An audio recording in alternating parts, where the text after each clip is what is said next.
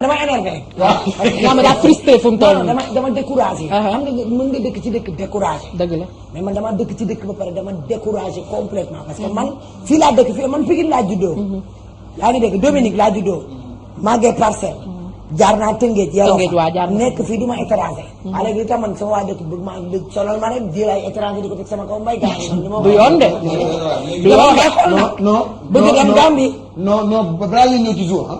jour dinañ ñëw ci yow mais jour mën nga ci participer dafa am ci wax bu booy fekk muy nekk actualité mais du actualité bu bees. actualité bu yàgg la parce que ku ci ne ci ñun. ku ci ne ci ñun même bu dul ci site internet yi sa koñ. mës nga fa dégg wax boo xam waaw wax bu ñagas bilaay. parce que bu ñuy waxtaan rek. ku ci ne dañ ci yëg sa bopp tey jii bu ñu la doon wax ji. yaa ma ni mu waxee moom ci boppam. man damay wax sama bopp keneen ak keneen wax sa bopp. parce que man mënu ma doon murit judd ci réew mi màgg ci réew mi. histoire bu passé il y a 6 ans.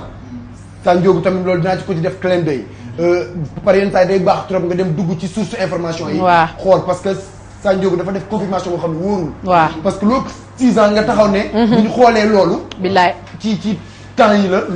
loolu c'est très dangereux. parce que ëpp na 6 ans. saa njóogu moom laay wax tuuti gis nga nit. du ma dama ne woon sax du ma ci wax ndax des fois da ngay Sénégal dañu tàmm noonu la jarul nga leen di tontu déedéet. saa day liggéey ñuy liggéey. dëgg la am na loo xam ne nit mënut a jóge dëkkam ñëw def sa doomu nit may jigéen mu am jabar am doom. mu def ma lu ma naqari ba pare saa njóogu di ko waxee nu mu ko neexee man.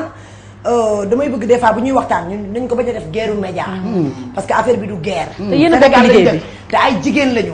lu ñu dimbali moo ñu gënal. dëgg du dëgg. donc man damay seetaan Kouthia damay ree mais boo seetaanee Sa Ndiogou damay mer parce que. Sa Ndiogou day du deful humour. day fekk nit ci li koy gaañ. mu dóor fa loxoom te tamit nit la. waa Walfadjri pourtant man dimbali nañ ma sama problème. dëgg la njaga ku mel ni njaga bi nekk si kii. non c'est que ñun ñëpp woo nañ ma mais nag am na loolu du tontu quoi mais dañuy wax ne ñun ay sénégalais lañu. sénégalais boobu ñuy wax ne ay sénégalais lañu nit bu amee choc wala nit dee da ngay wax lu rafet. nit bu amee lu ko naqari da nga koy dëfal parce que fii nga dëkk.